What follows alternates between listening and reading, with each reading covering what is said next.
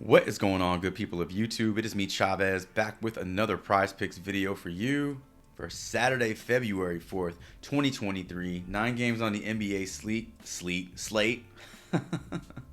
9 games on the NBA slate. Let's take a look at the Prize Picks board real quick and see what they got up for us. They just added Clippers and Thunder to the board, but we've been having Bucks, Heat, Lakers, and Pelicans. So filling up, but not quite there yet in terms of all teams being represented. So I thought we'd start the video off by recapping our picks today, and then going over a bit of like league news, some notes that I dug up on a few of these games, and then obviously I want to share with you some early looks and observations into some props and players that I have my eyes on. So 0-2 today. Not a good night. We had Domantas Sabonis fall short of his 10.5 first half points by 3. He needed 10.5. He only gave us 8. And then Robert Williams fell short of his points and assists by 1.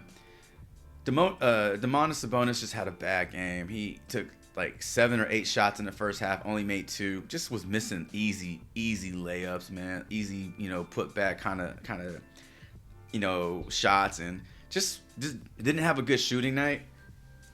I just thought he would have a better night, being that De'Aaron Fox was already ruled out.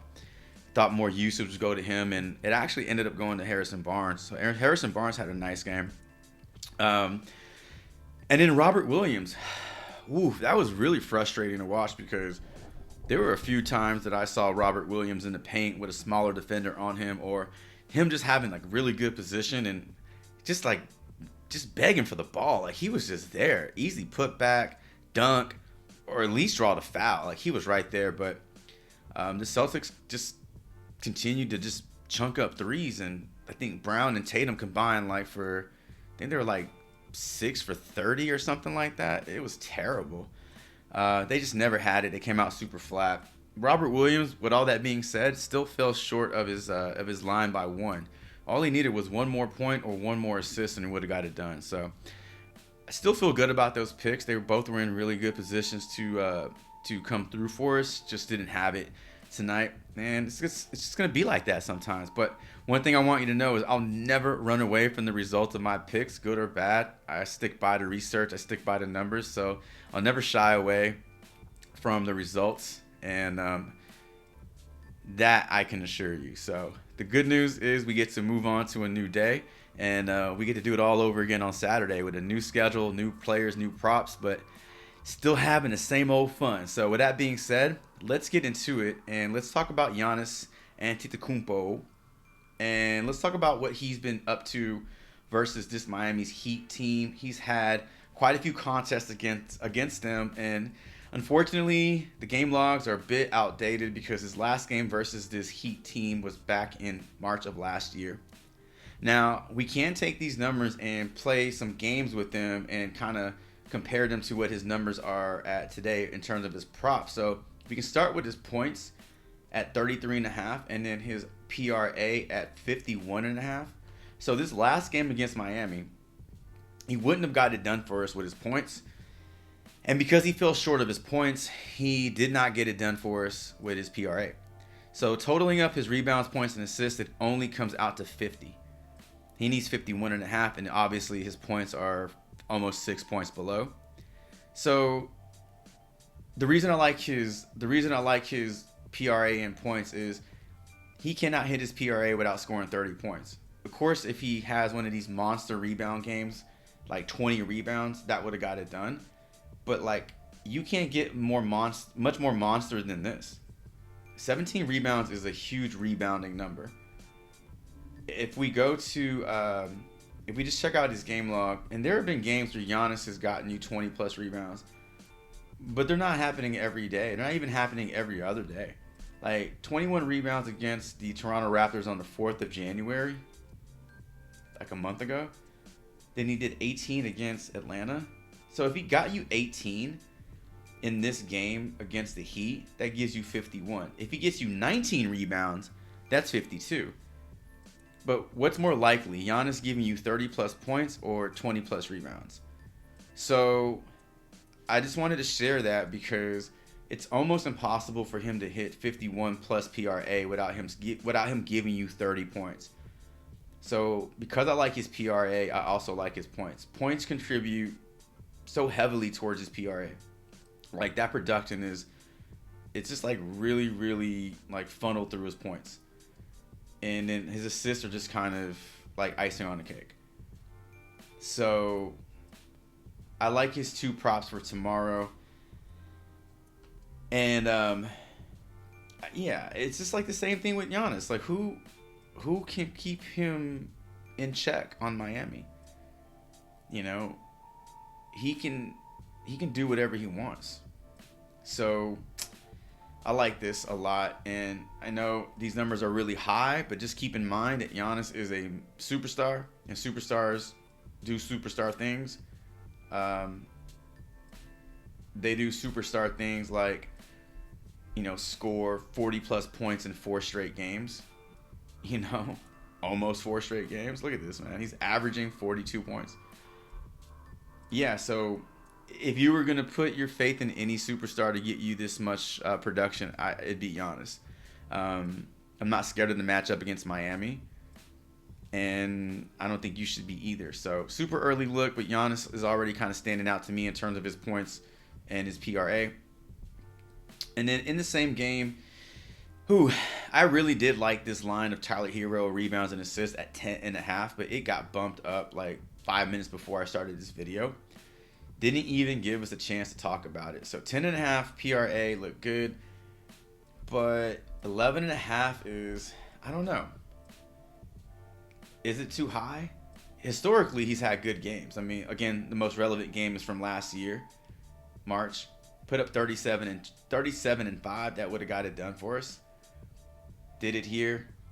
That's 2 times. Did it here. Oh, no, it's not. That's 3 times. Was there one more? 1, 2, 3. Yeah. I mean, but for a guard to get you 7 plus boards, 5 plus assists, it's pretty good. We need 12 from him, though. Can he get us 12? That's the question. Can he get us 12? His career numbers say no, but this game says yes. You want to play the under on this? You think he goes under 11.5? You think Prizepicks is baiting us in to take the under on this shit? Probably. Maybe. You don't know. I don't know. But just something to keep in mind, and I wanted to share that with you because, you know, he's done it in the past to this team, and he's also put up 30 points. Came off the bench that game, played 35 minutes off the bench and scored 30 points, led the game in points. He was the highest scorer in that game. So Tyler Herro, maybe, right? Maybe you could go there. But nothing else for Herro stood out to me unless they've added some stuff recently. 3-pointers, no 3-point prop, assists, rebounds.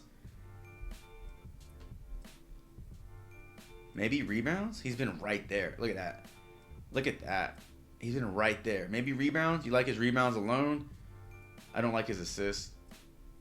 Turnovers? Turnovers have been high these last few games. 3 and 3. Could be turnover, you know. You're going to put Drew on him?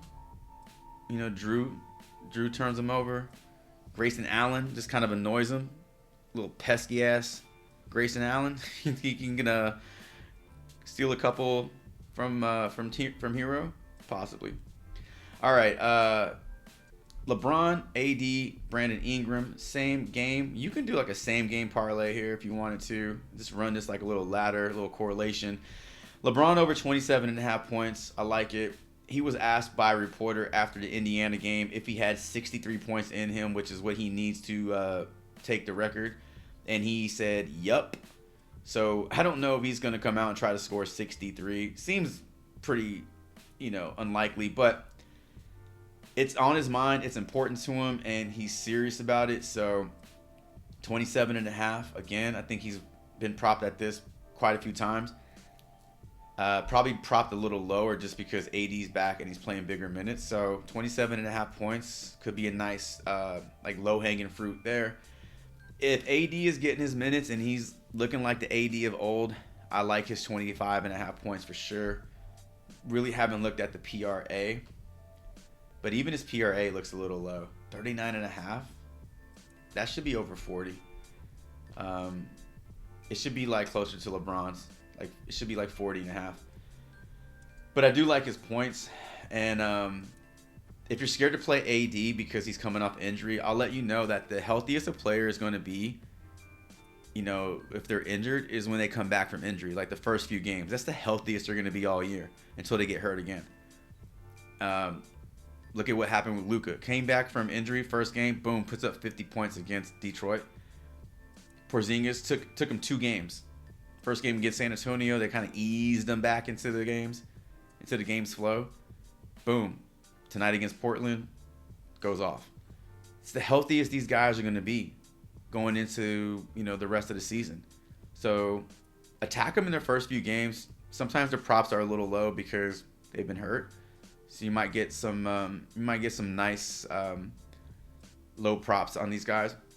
And then Brandon Ingram. Man, Brandon Ingram has had some really good games against LA.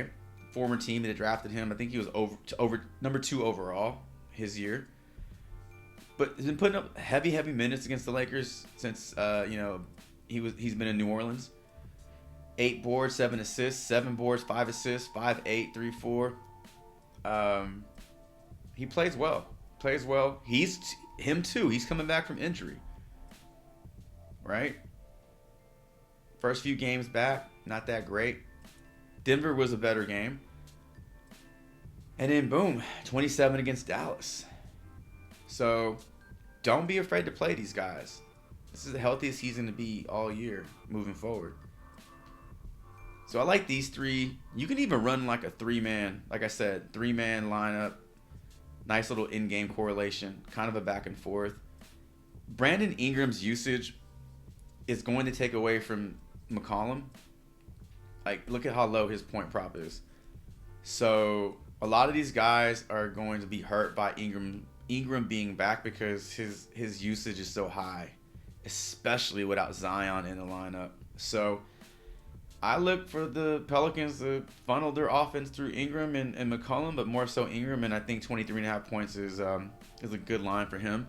One more player that I want to share with you that is not on the board is Klay Thompson. I'll be looking at his points when they come out, possibly his 3-pointers made, but Klay Thompson has seen an increase in minutes from December to January, only by a couple, nothing too much. However, what that has resulted in is, not that alone, but it's contributed to his points per game increasing from 22 to 27 from December to January, and then 3-point percentage increasing from 36% in December to 43% in January. Looking like the Klay of old. If we start to see this old Klay come back, Curry's getting healthy, I think the Warriors are starting to send messages out to the league that they're the best team in the West. Got a lot of front runners out there. I don't think they rest anybody tomorrow. Dallas is in trouble. No Luka, no Wood. Dinwiddie's questionable. I don't think that matters. I think the Warriors come out and put a hurting on them. I think they come out and try to send a message. Just a mud stomping tomorrow. So I'm looking for Klay's points and 3-pointers tomorrow. And then last bit of news. Kyrie asking for a trade. He wants out of Brooklyn. I don't think he suits up tomorrow. So whoever is looking at that game, you're probably going to see a lot of his usage be distributed amongst those role players. A lot of minutes for Joe Harris and Yuta and Seth Curry, Cam Thomas. Yeah, so keep your eyes out for that. But just super dysfunctional in Brooklyn right now. Got 2 teams going in the opposite direction. You got Washington who's getting healthy. You got Porzingis looking good. Beal looking healthy again. Kuzma playing at a high level. Then you just got the Nets, which is a mess, right? Kyrie wants out. Ben Simmons is an afterthought. KD's hurt.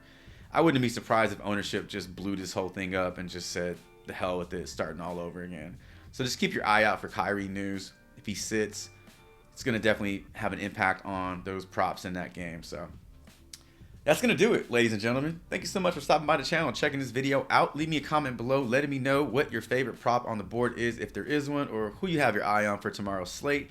Also, let me know in the comments below what you think about my super early looks and observations into tomorrow's 9-game slate. Do you like them, love them? Do you hate them? Do you want to leave them? Whatever's on your mind, let me know in the comments below. Thank you once again for stopping by the channel and just chilling out with me, talking some Prizepicks NBA props. And until the next video, tomorrow's final look video, Chavez is out.